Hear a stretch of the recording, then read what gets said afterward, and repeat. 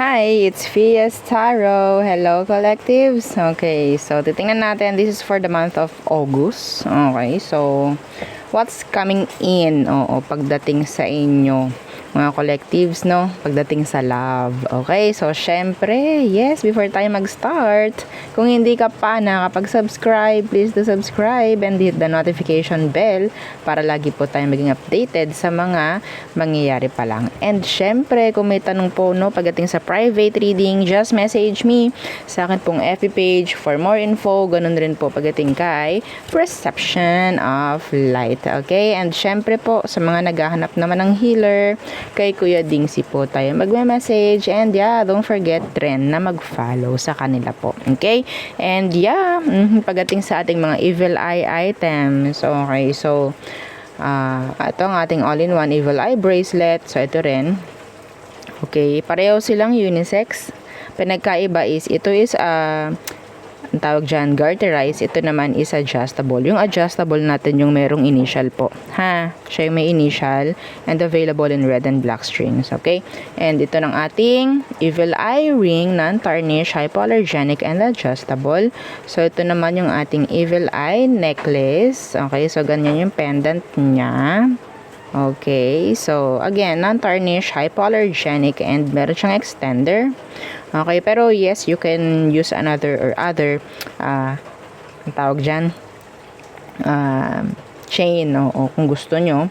And syempre, yung ating bago, na love bracelet. So, ito siya. So, magkasama sila ni Granter. Okay, so, ganito ang ating love bracelet. This is 7 inches long po, ha.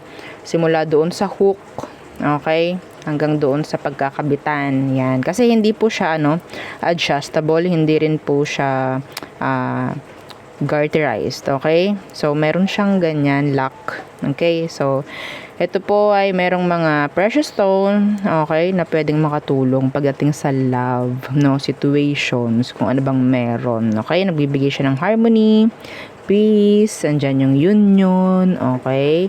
So, yun po ha, genuine love, okay? So, syempre, dadagdagan pa natin to ng kung ano man, okay, na kailangan nyo, okay?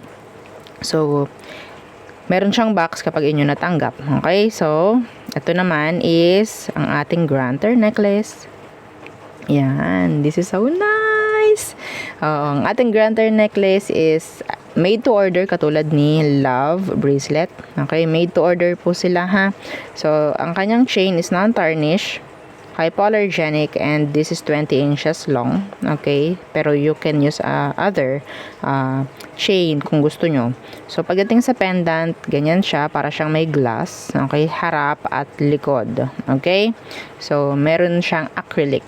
Okay, ganun po ha, ang ating Granter necklace. And yeah, meron din siyang box. Okay, so, yun, ang akin munang spill sa ngayon. So, dito muna kayo, mga babies. Okay, so, collectives, yan. Let's start the reading. Let's start your reading, mga collectives. So, ano bang paparating? Ngayong August. Pagdating sa love. Okay? So, tsaka natin tingnan yung mga iba pang aspeto sa ibang video. Okay? So, collectives, anong paparating sa'yo ngayong August pagdating sa love? Let's see. Anong meron?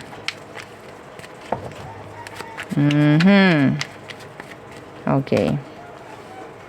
Ten of Swords in reverse. Oh no. Oh no, the devil. Okay, so, syempre, number one yan. Yung mga magpaparamdam na mga past person, pwedeng air sign, pwedeng Capricorn. Okay, Gemini, Libra, and Aqua. Capricorn is here, Scorpio is here. This is a repeat. Okay, na pwedeng mangyari by August. Okay, so ito is sabihin natin talagang nilalayuan mo na or talagang kailangang layuan na. Okay, so what else? What else? Para sa mga collectives, ano pa ang mga pwedeng mangyari ngayong August pagdating sa love? I'm seeing here, sabihin natin parang makeup sex. Okay? For some of you. Okay. So, the Four of Swords in reverse, merong magbe-break ng no contact. Oo. May magbe-break ng no contact. Someone will reach out. Okay? Yeah, see the Ace of Wands. Ang lakas ng energy rito ng makeup sex, ha? Okay? Someone will reach out. Some of you may chance na makakuha ng new connection ngayong August. Pero I think magsi-start lang ito as sabihin nating F-body. Like that. Ano po yung F-body? Ayoko pong sabihin, ha? Oo. Ayoko sabihin yung F, yung word na F. Oo. Oo, alam nyo na yun. S-E-X, body. Yan, mga ganyan, ha? Okay. May ganyan ako nakikita sa iba sa inyo with an air sign and a fire sign. Okay, fire sign is Aries, Leo, Sagittarius. Okay?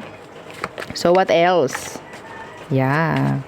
Meron din talaga magbabalik. Ang lakas ng mga magbabalik, oo. Na puro, ano naman, ang habol. S-E-X. Okay. So, what else for the collectives?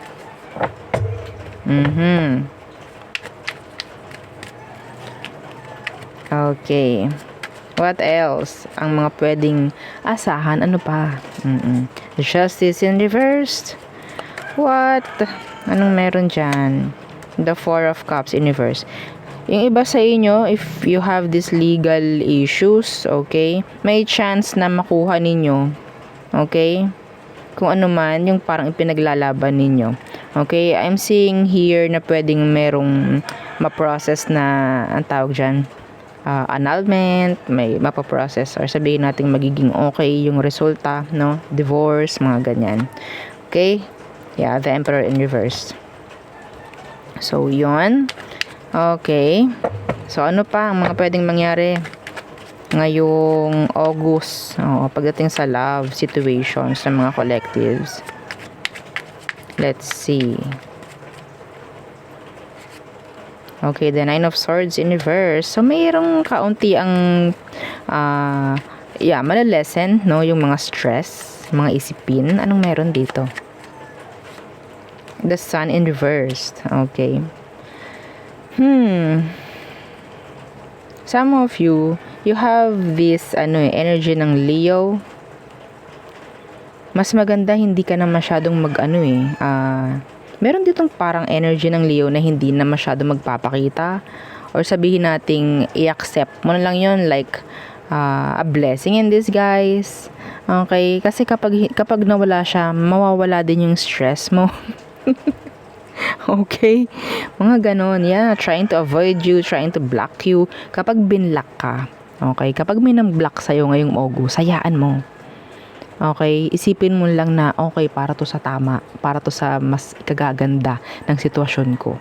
Parang ganon. Or may mga taong i-avoid ka. Okay? May mga i-avoid ka. So, wag mong iisipin na, nakakaawa naman ako, ina-avoid ako. No.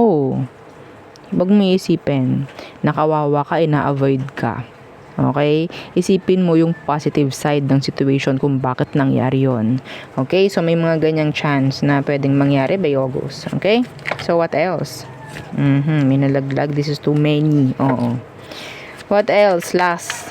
Ano pa ba ang pwedeng mangyari? Okay. By August.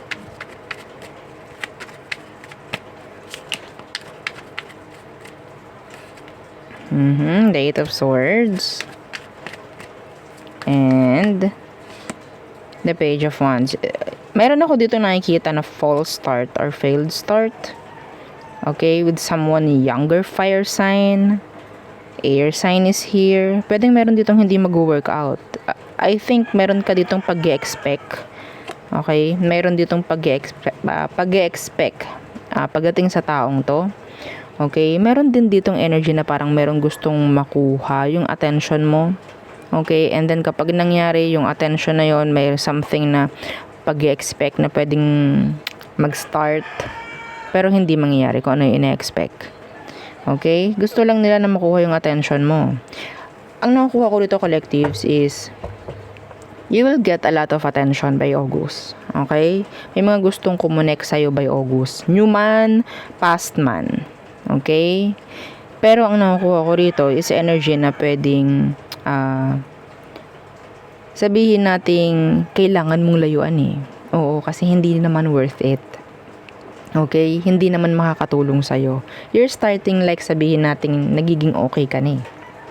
Some of you, you're on the process of healing. Okay? Pero, yeah, every time na talagang nagmo-move on ka, nag-heal ka, andyan palagi eh. May mga dumarating na something, situation, tao para magulo ka.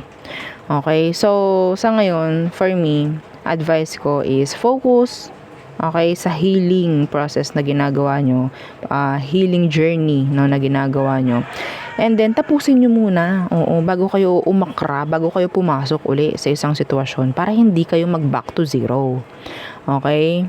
Para hindi na kayo mag-back to zero sa ginawa nyong healing. May improvement na actually, kaya kayo nakakakuha ng mga connection or kaya kayo makakakuha ng iba pang mga connection by August.